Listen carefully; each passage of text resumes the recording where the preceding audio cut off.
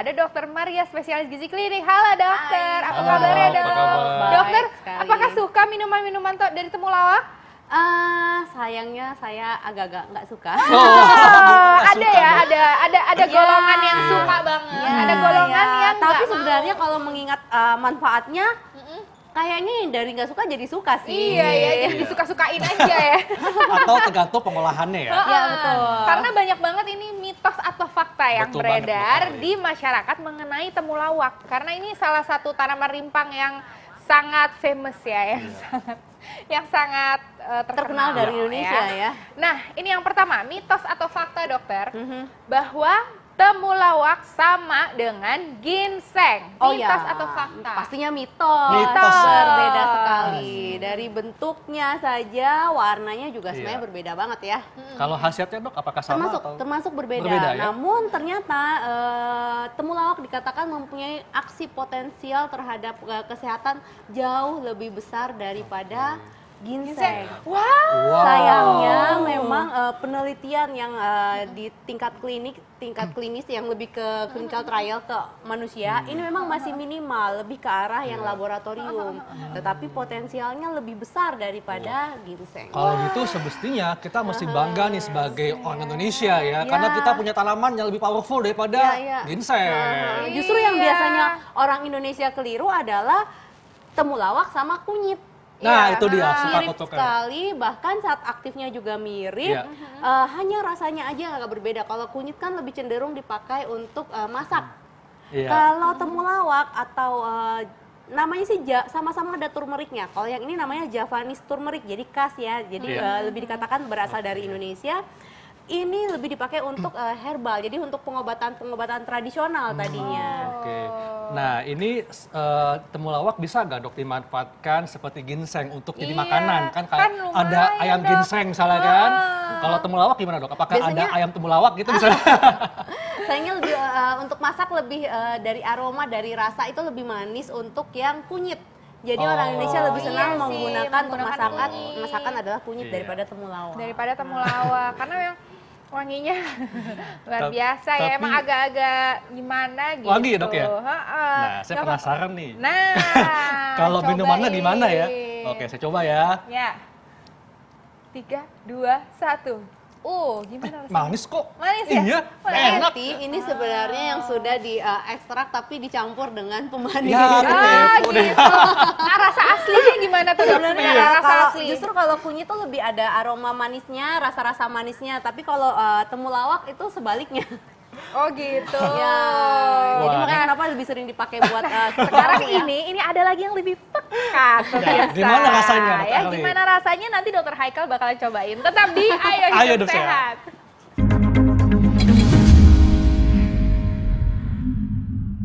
Iya, kita masih bahas temulawak dan tadi Dr. Aklin bilang ada masyarakat nih yang mau Yes. bertanya tentang temulawak. Namanya Gita. Langsung saja Mbak Rita tanyakan kepada Dr. Maria. Halo dok, nama saya Gita. Saya mau tanya, benar gak sih dok, temulawak itu mampu meningkatkan nafsu makan? Lalu bagaimana cara mengolahnya? Terima kasih dok. Nah, itu tadi pertanyaan dari Gita. Iya. Ya dok, sebenarnya tadi udah sempat dibahas ya dok ya. Tadi sempat kita bahas. Jadi sebenarnya temulawak bukan merangsang nafsu makan. Nafsu makan kan kontrolnya ada di otak Betul. juga ya. Tapi sebenarnya lebih memperbaiki struktur saluran cerna Iya. supaya fungsinya jadi lebih bagus lagi dalam menyerap zat gizi. Oh gitu, Iya. begitu Gita ya. Nah tadi ada pertanyaan juga nih dok, satu lagi ya dok ya, nggak apa-apa ya dok? Boleh banyak. Ini konsultasi on air hanya di Ayo Manis-manis. Hidup Sehat ya kan, keren banget. Nah ini dia ada Febriansyah yang mau bertanya sama dokter. Silakan. Halo dok, nama saya Febriansah. Saya mau nanya, kira-kira minum temulawak itu berapa kali ya untuk menyembuhkan sakit mah atau masuk angin? Terima kasih. Iya, silakan dok. itu Nah, tadi. ini menarik. Ini Tapi menarik tadi lagi menyembuhkan, nih, Dok, ya? Menyembuhkan Heeh. itu ya. Bukan. Jadi sebenarnya zat aktifnya kalau di temulawak itu ada dua, ada yang namanya kurkuminoid, Iya. satu lagi santorisol. Susah ya namanya. Santorisol. Iya, santorisol. Bukan risol ya, risoles bukan. Lapar nih kayaknya dokter Haikal ya. Jadi si dalam penelitian sebenarnya si kurkuminoid ini begitu ada sakit mah atau luka di lambung, rupanya ini bisa menyembuhkan. Jadi ya sakit mah itu kan mulai dari luka. Kalau luka dosisnya lebih besar, bisa sampai 1 sampai 2 gram. Tapi kalau hanya karena nyeri lambung akibat bakteri Helicobacter, ini cukup sebenarnya 60 mg kecil. Nah, kalau yang memang kendalanya untuk yang seperti Helicobacter gitu, sakit mahnya karena kuman bakteri, mungkin ada baiknya konsumsinya bisa nih yang seperti begini karena dosisnya kan kecil. Maksudnya yang seperti apa? Ya, seperti yang alami. Yang alami langsung ini. Karena kalau mau dapat efek terapi dari khasiat dari temulawak ya mesti minum lagi tuh yang namanya suplemen yang sudah berbentuk ekstrak kapsul. Karena dosisnya besar untuk yang sudah luka di saluran cernanya. Tapi kalau untuk yang biasa aja bisa mungkin sekitar 2-3 kali dosis terbagi pun tidak apa-apa karena tidak ada patokan bahwa harus konsumsi 1 kali sekian gram. Ini nggak ada patokan. Sekali lagi barier usus kita kerjanya bagus sekali, penyerapannya bagus sekali. Jadi dia ngatur nih kalau yang zat-zat seperti ini tidak serta-merta semua langsung diserap. Begitu. Nah, tapi kalau si Febriansyah tadi, Dok, sakit mahnya terus dia langsung minum ini temulawak seperti ini gimana tuh, Dok? Nah, bisa saja sekali lagi kalau untuk sakit mah ini sebenarnya setiap orang responnya kan beda-beda. Betul, Dok. Ada orang yang misalnya karena contoh aja ya, contoh kecil nih, makan pisang ternyata dia sakit mahnya jadi sembuh. Ada orang yang gara-gara makan pisang justru sakit mahnya jadi kambuh. Jadi kalau orang yang belum pernah coba, jangan langsung dikonsumsi banyak, coba dulu sedikit. Apakah sebenarnya berefek ke rasa nyaman di lambungnya? Kalau malah semakin tidak nyaman, di stop jangan dilanjutkan. Oke, tadi kan untuk pencernaan. Dok, ini banyak nih dok pasien datang ke saya nih yang menanyakan apakah temulawak ini bisa untuk menghilangkan jerawat. Cing, hilang. Nah, ini fakta atau mitos dok bisa menghilangkan jerawat? Enggak. Jadi sebenarnya ini masih dalam penelitian. Jadi kalau masih dalam penelitian mungkin jawabannya mitos ya. Mitos, itu lebih bukan karena diminum sebenarnya. Justru karena ekstrak yang ada di dalam biasanya bentuknya udah oil gitu ya, atau entah dibuat krim tapi memang pasti dengan proses yang steril ya.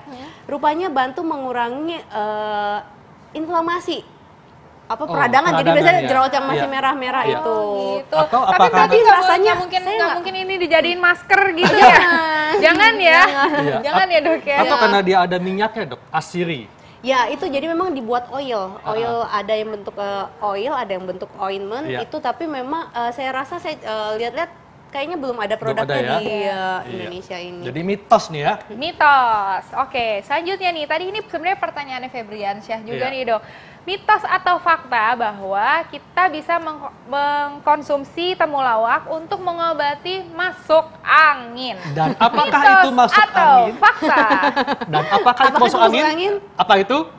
Itu adalah mitos juga ya masuk angin. Karena itu adalah perasaan yang gak enak di badan ya, kayak demam, menggigil kemudian juga mungkin ada mual juga. Itu jadi sebenarnya istilah masuk angin tidak ada dalam dunia kedokteran ya. Hanya itu sebenarnya kayak semacam kumpulan sindrom-sindrom yang dirasakan, intinya tidak enak. Biasanya identik sekali dengan kembung. Betul. Masuk angin. Nah, kalau untuk masalah kembung sendiri sebenarnya temulawak ini mempunyai efek memperbaiki pasase saluran cerna. Jadi mungkin dari segi itulah membuat nyaman. Lebih enak ya karena dia melegakan pencernaan ya. Jadi kayak jahe gitu ya. Betul. Jadi efek kalau jahe kan lebih hangat ya, sensasinya lebih hangat. Tapi kalau temulawak karena memang ada efek untuk memperbaiki pasase. Seperti halnya tadi salurannya empedu. Jadi dia memperbaiki ya. Oke, dok kalau gitu apa nih dok tips buat masyarakat supaya bisa mendapatkan manfaat dari temulawak ini? Ya, jadi kalau mau mendapatkan manfaat dari temulawak ini sebenarnya zat aktifnya amat sangat bermanfaat sekali buat kesehatan. Sayangnya memang lebih baik kalau kita konsumsinya bentuknya sudah ekstrak.